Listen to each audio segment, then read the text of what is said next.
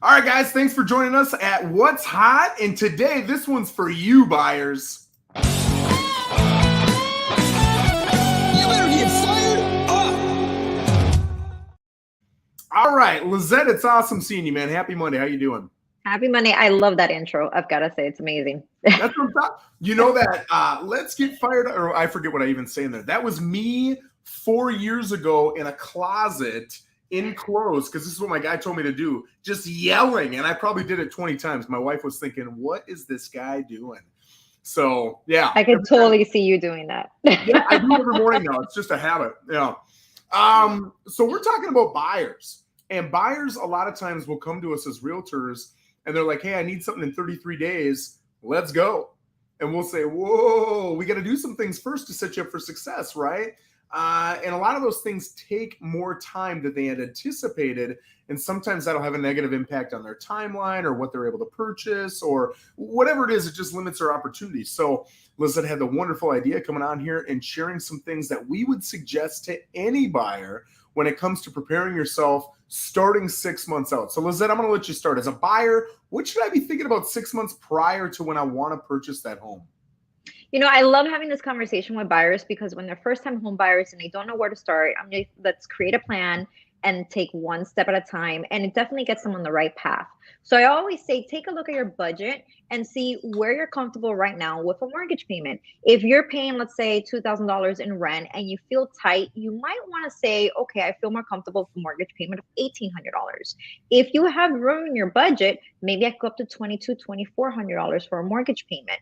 But you want to be comfortable with that payment because you don't want to get into a property where later you're going to be tight and you won't have reserves for emergencies such as an AC, plumbing, electrical issue because your budget is stretched out to the limit.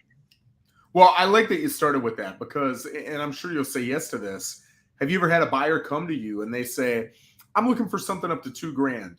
And then they go talk to the lender and they're like, the lender said I can afford $3,000 a month. Yeah. Let's go look for that. Yeah. And you don't want that. Guys, we're salesmen. We want to sell you houses, but we want to sell you houses you're going to be happy with. And you're not going to call us in 6 months saying, Joe, we got to sell this house because I can't afford it, right? So don't let a lender dictate what your budget is. If they limit you, you can't help that. But don't let them tell you can afford more than you can afford.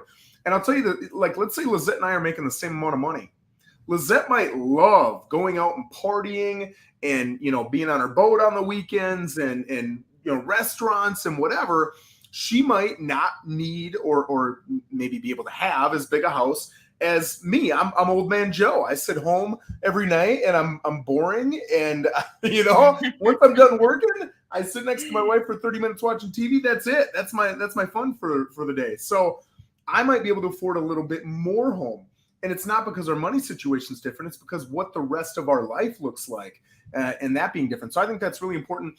Two, you're going to see that the lender, if you hook up with a lender early, right? Don't wait until right before. I've had a lot of people say, I'm ready. I don't want to go talk to a lender quite yet because I don't want it to impact my credit score.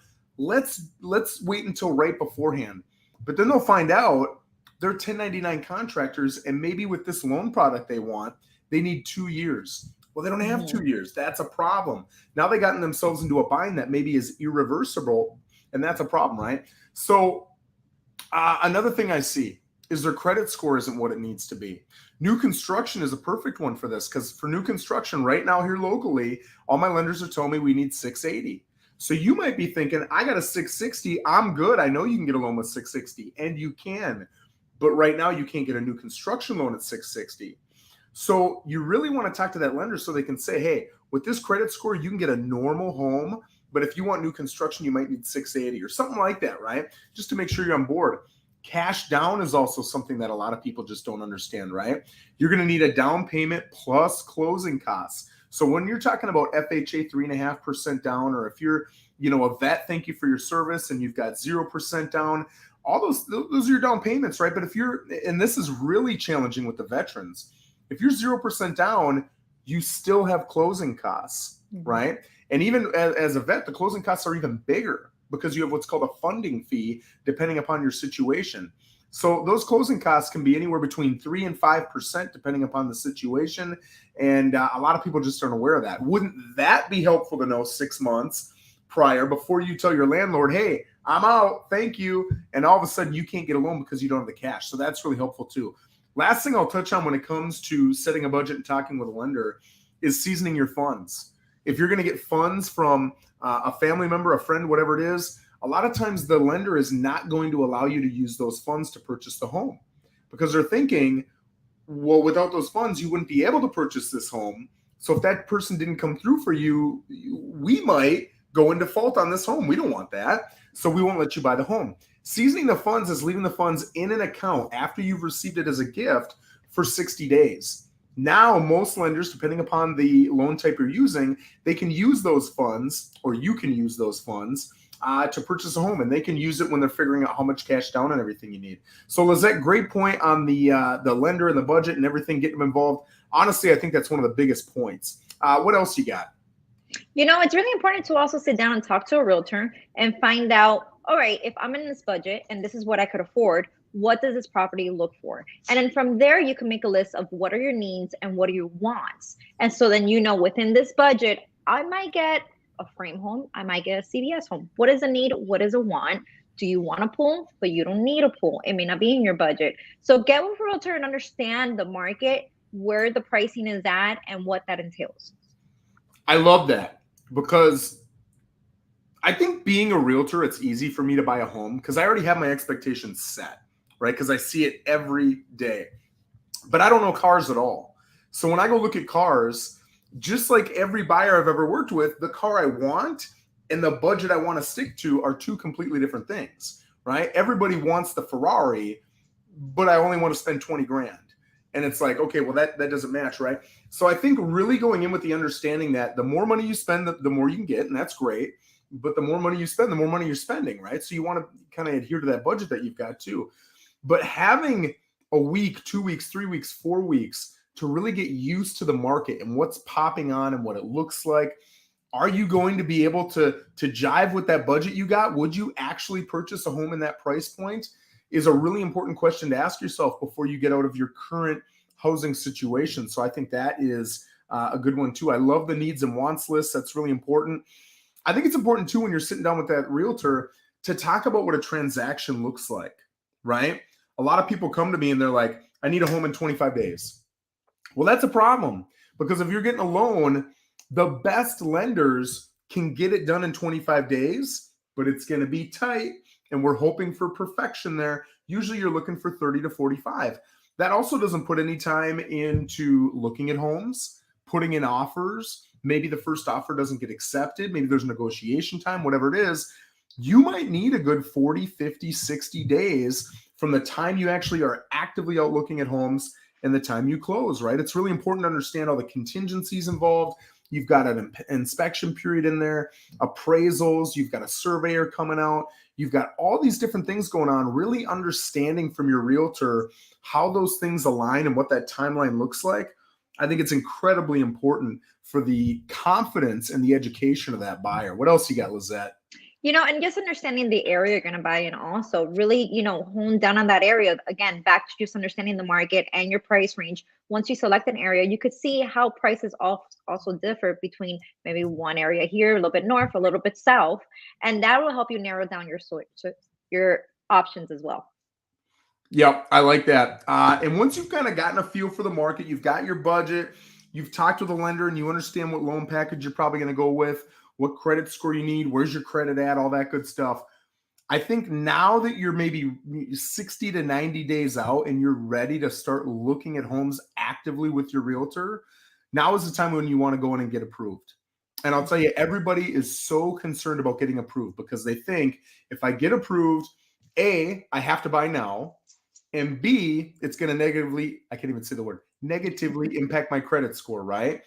Well, number one, it's not going to negatively impact your credit score. Lenders know that you're going to have to get approved to be able to do this, right?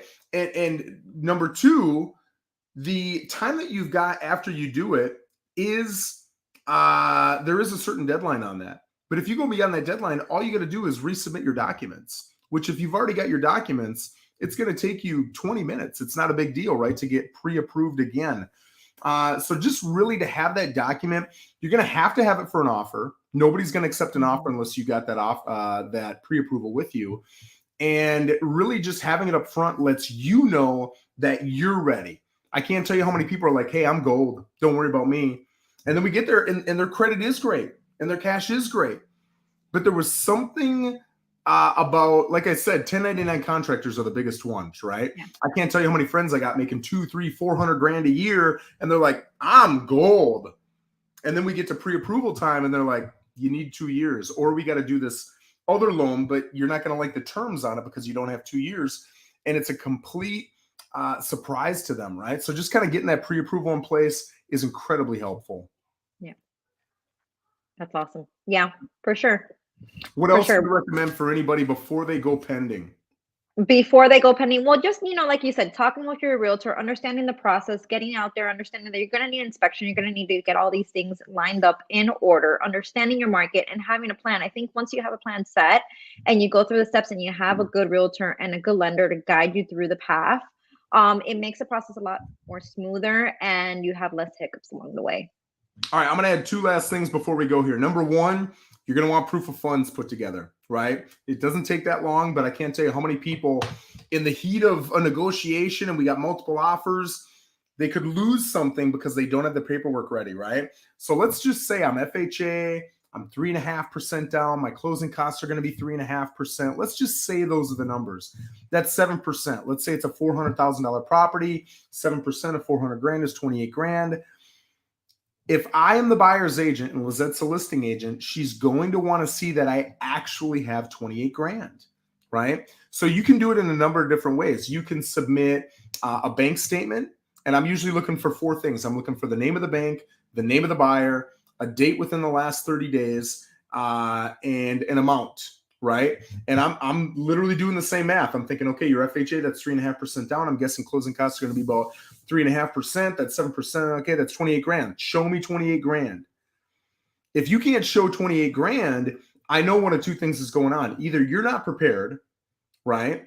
Or you're contingent on the sale of your home and you just didn't want to tell me about it and you need the cash from your home to be able to buy. Well, now I know that about your offer. That makes your offer less attractive. All right. So knowing those things ahead of time and getting that proof of funds out, if you're working with a really savvy listing agent, it's going to make you look a lot better, right? And then the second thing I'll say is going back to Lisette's recommendation of getting a budget put together. You've got a lot of things while you're purchasing the home that you want to budget into, right? It's not just that monthly payment, principal, interest, taxes, insurance, and maybe an HOA fee. You're also looking at an inspection. Depending upon where you're at, I'll tell you inspections in this area usually start around $300. But once you get the WIM mitt and the 4-point and everything else, you might be in the 500s, right, for an inspection. A survey, right? You've got a survey involved. You've got an appraisal, can be $600 to $1,000. If there's any repairs needed and for whatever reason you can't negotiate with the seller, but you love the house, you might want to get some of those things done, right? And then also think about the coordination you've got on moving and storage if needed. You're going to want to make sure you've got those funds set aside too. And it's a simple phone call. And if you've got a good realtor, they should be able to connect you with somebody. You can make that phone call and get those numbers nailed down as well. Guys, I just want to say thank you for joining us. If you got any comments, questions, anything like that, whether you're on Facebook or on YouTube, feel free to put them down there. We'll always get back to you. But other than that, Lissette, I appreciate you for coming on. Thank you. Have a great day, guys.